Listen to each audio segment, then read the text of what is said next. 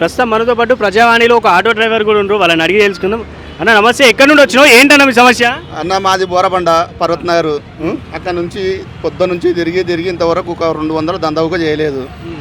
మాకు కనీసం గ్యాస్కి వెళ్తలేదు, చాలా ఇబ్బందులు ఉన్నాయి. మన సారు దయచేసి రేవంత్ రెడ్డి గారికి మా విజ్ఞప్తి ఒకటి, ఎట్నన్నా చేసి మాకు ఏదైనా దారి చూపిస్తే సార్కు దండం పెట్టుకోవాల్సి వస్తుంది సార్. మేము ఏదో ఫ్రీ బస్సులు అంటే మేము ఇంత అబ్జర్వ్ చేసుకోలే.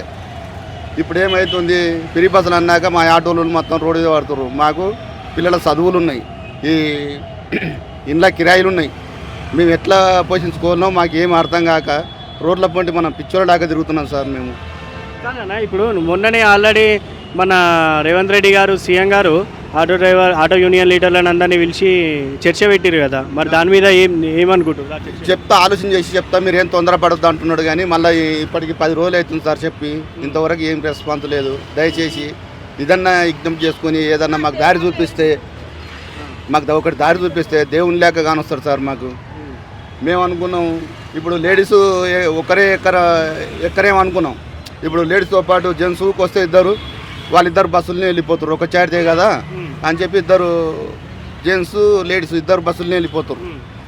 మాకు మరీ బొత్తిగా ఇబ్బంది అయిపోయింది సార్. గిరాకులు సార్ ఉండి సంవత్సరానికి 12,000 ఇస్తుంటే మాకు రోజుకి ఎంత పడుతుంది సార్? 35 రూపాయలు 30 రూపాయలు వస్తుంది. మేమేం చేయగలుగుతాం? ఇప్పుడు రైతు బంద్ చేస్తున్నాడు, రైతులకు నిరుద్యోగాలకు వాళ్ళకు పింఛన్ కూడా ఆటో వృత్తి అట్లా ఏదైనా ఏమంటారు? మాకు ఏమన్నా ఆటో సాయం చేస్తే మేము కొద్దిగా ఇది అనుకుంటాం సార్. మా భార్య పిల్లలు అంతా రోడ్డు మీద పడి అడుక్కోవాల్సిన పరిస్థితి వచ్చింది. ఎట్నన్నా చేసి ఇది చేసుకుంటే సార్కు మేము మీకు ఈ ప్రభుత్వం పైన ఇప్పుడు రేవంత్ రెడ్డి గారు మాట్లాడిన విషయాలపైన మీరు ఏమనుకుంటారు? మీ డిమాండ్లన్నీ ఒప్పుకున్నట్టేనా సార్? ఇప్పటి గాడికి అయితే సార్ అన్ని 6 హామీలు ఇచ్చాడు, 6 హామీలు చేస్తున్నాడు సారు. ఇప్పటి గాడికి అయితే ప్రభుత్వం బాగానే ఉంది, మంచిగానే రెస్పాన్స్ అవుతున్నాడు, అందరికీ ఎవరిని కాదంటలేడు.